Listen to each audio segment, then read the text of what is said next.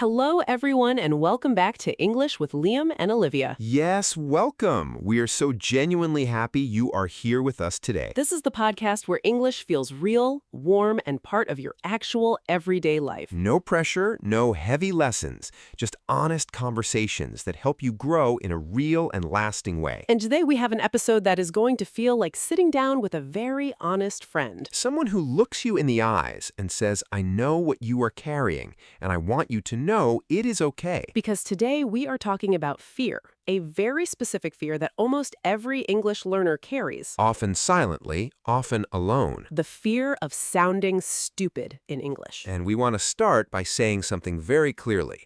If you have felt this fear, you are not alone, not even close. Let us talk about it. So today we are talking about something that is rarely discussed openly in English learning spaces. The fear of sounding stupid. The fear of saying something incorrectly and being judged for it. The fear of reaching for a word and it not being there. The fear of mispronouncing something in front of someone you respect. The fear of your English not reflecting the intelligent, capable person you actually are. And that last one is the heart of it, really. It's not just the fear of making mistakes, it's the fear that the mistakes will misrepresent you. That people will hear your imperfect English and think less of your intelligence, your education, your capability, your worth. And that fear is real, and it is painful, and it shapes so many decisions that English learners make every day. Whether to speak up in meetings, whether to join conversations, whether to try new words and structures, or stay safely with the familiar. Today, we are going to name this fear clearly. We are going to understand where it comes from,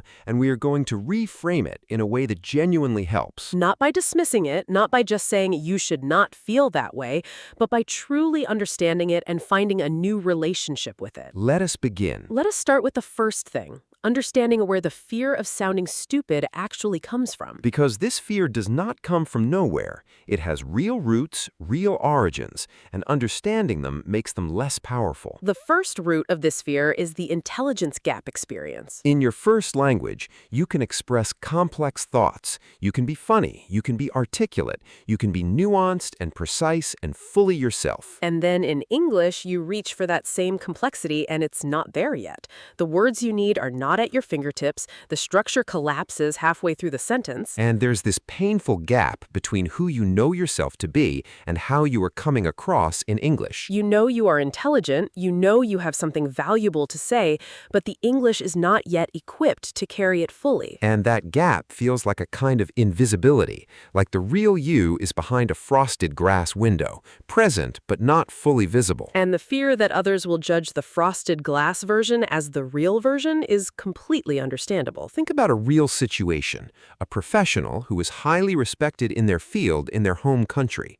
They move to a country where English is required. In meetings, they listen, they understand most of what's happening, they have expert opinions, real insights, things worth saying. But the English they have access to in that pressured moment doesn't match the sophistication of their thoughts. And so they stay quiet. Not because they have nothing to contribute, but because they are afraid the contribution will sound less than what it actually is. And that silence is one of the most costly things the fear of sounding stupid creates, because the world loses access to something valuable, and the person loses a chance to grow. Or a social situation. Someone meets a group of new people in English. They are funny and warm and wonderful in their first language. But the jokes don't translate. The warmth gets lost in the search for words. The personality that is so vivid in their mother tongue gets flattened in English. And they go home feeling invisible, feeling like they showed up, but nobody saw them, not the real them. That feeling is one of the loneliest feelings in language learning, and it's important to name it clearly. You are not invisible. Your real self is still there. The English is just a temporary window that needs to grow bigger and clearer over time. The second root of this fear, the social evaluation system. Human beings are deeply social. We have evolved to care deeply about how we are perceived by others. Because for most of human history, being accepted by the group was a matter of survival. Being rejected or seen as inadequate carried real cost. And even though we live in a very different world now, that social evaluation system is still very much active in our brains. When you speak in front of others, your brain runs a constant background program. How am I being received? approved? Am I being accepted? Am I being judged? And in your first language, you have years of evidence that you are receivable, that you are accepted, that you are seen as capable. But in English, you're starting that evidence base much more recently, and the brain doesn't feel safe yet. It doesn't yet have enough evidence that speaking English in front of others is safe, that mistakes are survivable, that you will still be valued and seen and accepted even when the English is imperfect. And so it generates fear as a precautionary measure. Stay quiet, avoid the risk, protect yourself from the potential judgment. But here's the truth that your brain doesn't fully understand yet. The risk it's protecting you from is much smaller than it thinks. The judgment it fears almost never actually happens.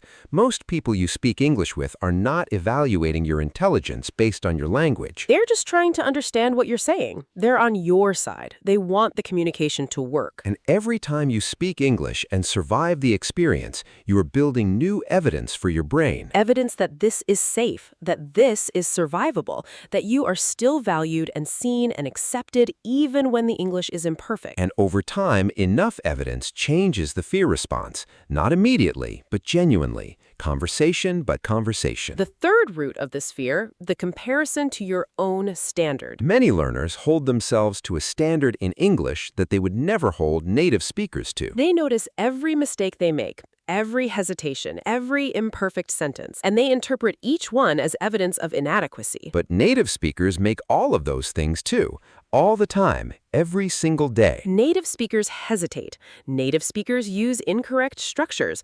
Native speakers lose words in the middle of sentences. Native speakers mispronounce occasionally. And nobody calls a native speaker stupid for any of it, because it's understood as normal human speech, which is what it is. The standard you're holding yourself to doesn't even exist in native speaker speech.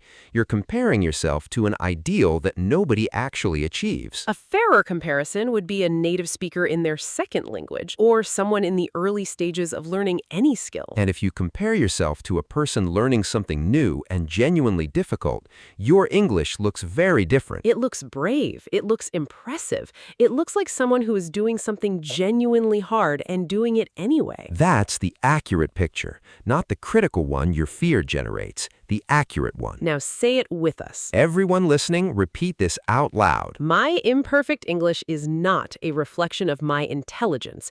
It is a reflection of my courage. Say it again with full belief. My imperfect English is not a reflection of my intelligence. It is a reflection of my courage. Because that's the truth. Courage is the accurate word for what you are doing, not stupidity. Never stupidity. Hold on to that sentence. Use it before conversations that scare you.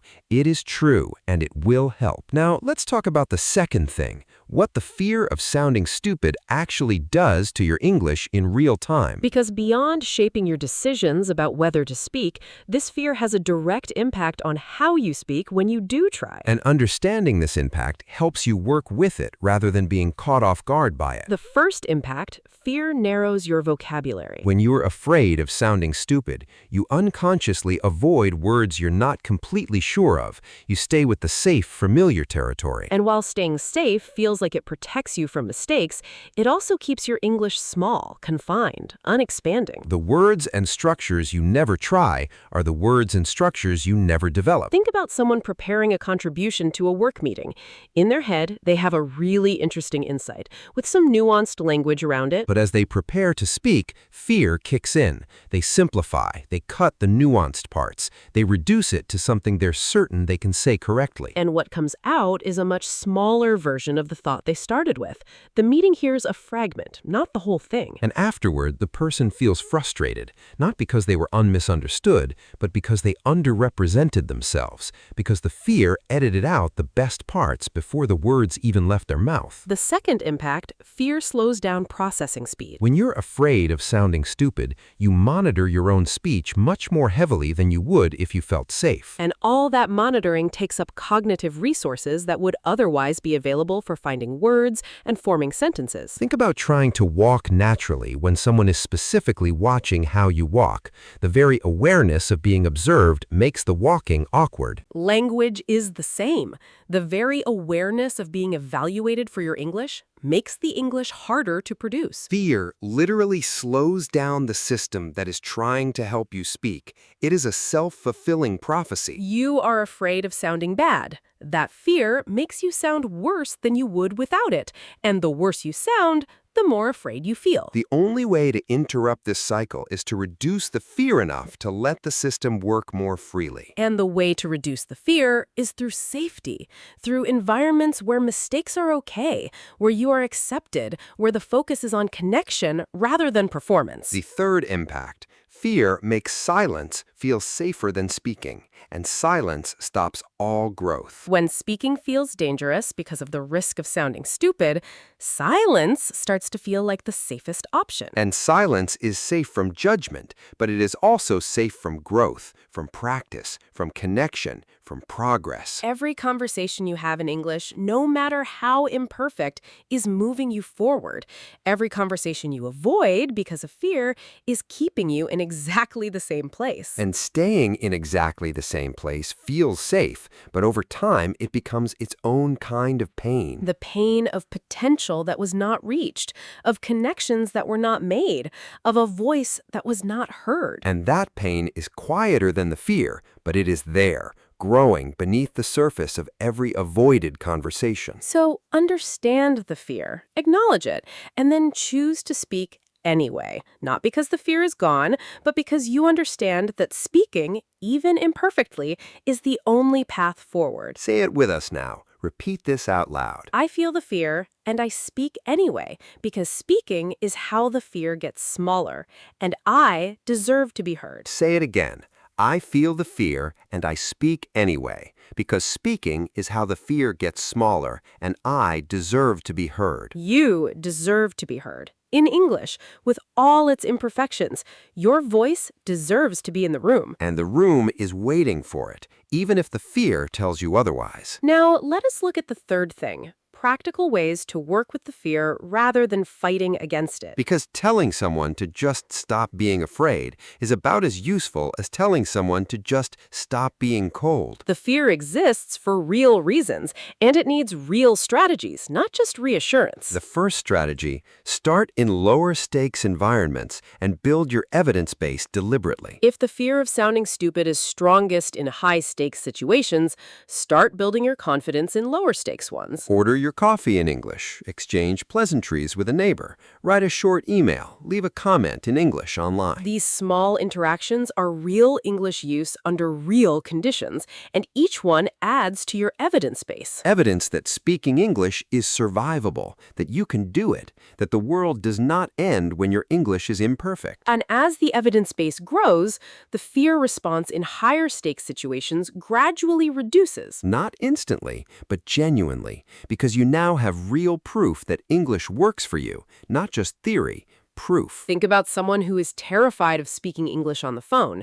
They start with very short calls, ordering a pizza, confirming a delivery. Each call is uncomfortable, but each call also proves something. You did it. You were understood. Nothing terrible happened. And over time, the fear of phone calls in English becomes much smaller. Not gone, but much smaller, because the evidence of safety has accumulated. The second strategy: separate your English from your intelligence explicitly and consciously. This one requires deliberate internal work, because the fear conflates the two. It says, your English is poor, therefore you are less intelligent. And you need to consciously separate them every time the fear arises. My English is at this stage right now. My intelligence is entirely separate from this. My English is being practiced, not being tested. Say that to yourself before difficult conversations. Write it down. Make it a genuine mantra. Because the more clearly you can separate these two things in your own mind, the less power the fear has to make you feel diminished by imperfect English. And when you stop feeling diminished by imperfect English, it becomes easier to use imperfect English without shame. And imperfect English used without shame is the fastest improving English there is because it's actually used. repeatedly, without withdrawal. The third strategy, find your safe English community. One of the most powerful antidotes to the fear of sounding stupid is a community where sounding imperfect is completely normal and completely accepted. Language exchange groups, English conversation classes, online communities, friends who are also learning, any space where imperfect English is the norm and not the exception. In these spaces, the fear dramatically reduces because the social evaluation system no longer has anything to evaluate against. Everyone is imperfect. Everyone is trying. Everyone belongs. And in that safety, you practice speaking without the crushing weight of the fear, and that practice makes you better. And the better you get in the safe space, the more equipped you are to handle the higher stakes spaces. Because the English you develop in safety is real English, and it goes with you into every situation. So find your safe community, protect time in it, use it as the training ground for the confidence you're building. Now, let us talk about some common mistakes learners make around this fear. The first mistake, using the fear as a reason to study more instead of speak more. Many learners respond to the fear of sounding stupid by deciding they need to know more before they can speak. More vocabulary, more practice, more preparation, and then they'll be ready. But this is using study as avoidance, and it keeps them in preparation mode indefinitely. The fear of sounding stupid is not cured by more knowledge. It's cured by more experience, more conversations, more evidence of safety. Study supports the speaking, but it cannot replace it. The speaking has to happen for the fear to reduce. The second mistake, apologizing for their English at the start of every conversation. Many learners preemptively apologize, "Sorry, my English is not very good," before they have even said anything imperfect. And this apology does several things. It immediately puts the spotlight on their English as something to worry about. It signals to the other person that communication might be difficult. And it tells the learner themselves before every conversation that their English is not good enough, which makes the fear stronger, not weaker. A better approach is to just begin without the apology. And if there's a communication difficulty, address it in the moment if needed. Could you say that again, please? Or let me try to say that differently. These are in-the-moment solutions that are so much more useful than a preemptive apology. The third mistake, catastrophizing the worst possible outcomes of speaking imperfect English. The fear often runs a worst-case scenario program. What if I sound completely incompetent? What if they laugh? What if they think I'm unintelligent and tell others? And these scenarios feel vivid and real when the fear is active, but they almost never actually happen. The realistic outcome of most imperfect English conversations is that the communication works. Imperfectly, but it works. And the catastrophic outcomes that the fear imagines are genuinely rare, and even when they do occur, they're survivable. A kind and honest internal question to ask the fear is, what is the most realistic outcome of this conversation? Not the worst case, the realistic one. And the realistic outcome is almost always the communication happened, the connection was made, life continued, and the English got a little bit better. Hold the realistic outcome in mind, not the catastrophic one, and let the realistic one guide your choices about when to speak. Now, let us bring everything into real daily life situations together. Imagine someone who has recently joined an English-speaking workplace. They are highly educated, deeply experienced in their field, and almost completely silent in meetings. Not because they have nothing to say, because the fear of sounding stupid is so loud it drowns out everything else. They watch colleagues who are less experienced in the field but more fluent in English command the room, and they feel invisible and a little bit angry at themselves. And then one day, something shifts. A discussion comes up about an area where they are the genuine expert in the room. And the pain of staying silent becomes bigger than the fear of speaking. So they speak. Imperfectly, with one wrong word, with a pause in the middle while they find a phrase, with a sentence structure that wasn't quite right. And the room listens, really listens, because the content is excellent, because the expertise is real, because the intelligence behind the imperfect words is completely visible. And afterward, a colleague comes up and says, "That was a really valuable contribution. Thank you for sharing that." Not, "Your English was good," The content was valuable. The expertise was heard, despite the imperfect language, because of the courage to use it. Because that moment changes something for this person. The fear doesn't disappear, but it gets smaller. Because now there is evidence, real, personal evidence, that their voice has value in English even when the English is not perfect. And they speak a little more in the next meeting and a little more in the one after that, building evidence, reducing fear, growing. Now, let's try a personal and social situation. Someone moves to a new city. They want to make friends, but social conversation in English is particularly scary. In professional situations, there's content to hide behind. Here, it's just you, your personality, your warmth, your humor, all needing to come through a language that doesn't yet carry them fully. They go to a social event, they feel the fear intensely. They stay on the edges of conversations, listening more than contributing. But then someone directly asks them a question, and they have to answer. And they answer.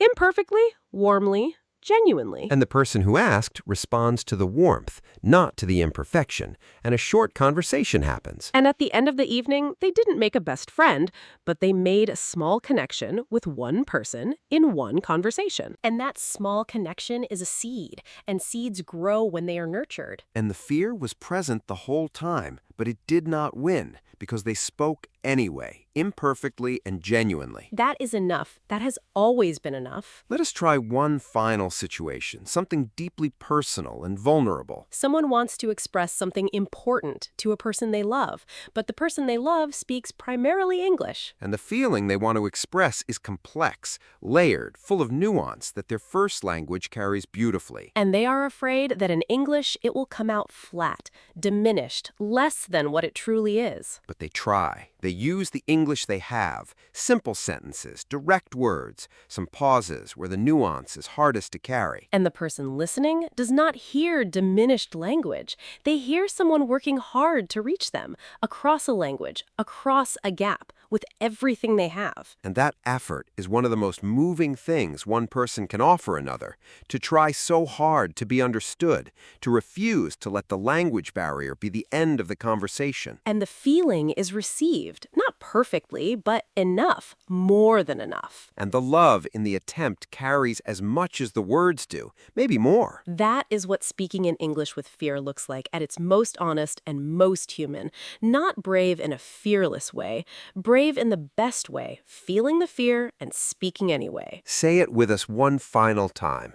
Everyone listening, say this out loud with full heart. I am not stupid. I am learning, and learning in another language is one of the bravest things a person can do. Say it again. I am not stupid. I am learning, and learning in another language is one of the bravest things a person can do. That sentence is completely true, and it deserves to live somewhere more permanent than just this moment. Write it down. Say it to yourself tomorrow morning and the morning after that until you believe it completely, because it is already completely true. Let us bring everything together now. The fear of sounding stupid in English comes from real places. The intelligence gap experience, where your English cannot yet carry the full weight of who you are. The social evaluation system that evolved to protect us, but sometimes overprotects. And the impossible standard you hold yourself to, that not even native speakers meet. The fear has real impacts. It narrows your vocabulary, it slows your processing speed,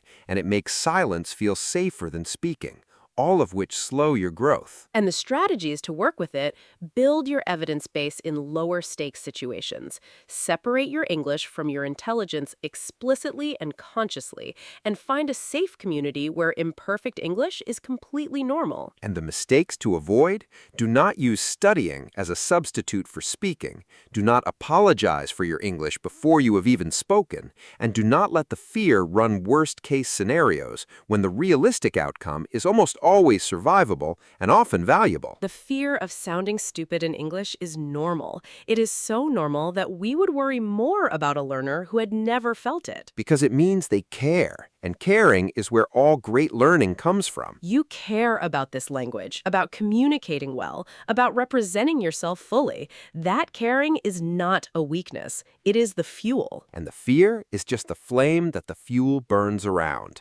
The destination is on the other side, and you are moving toward it. Every episode, every conversation, every brave, imperfect moment. We are so proud of every single person who shows up to this language despite the fear. That is not small. That is everything. If today's episode made you feel less alone in your fear, please give it a like right now. And if you're not yet subscribed, please join our family today. A brand new episode is ready for you every single day. Thank you so much for being here with us. Every single listen truly means the world to us. This has been English with Liam and Olivia. Simple English, real conversations, daily practice. Take care of yourselves. Feel the fear, speak anyway. We will see you in the very next episode. Bye, everyone. Bye!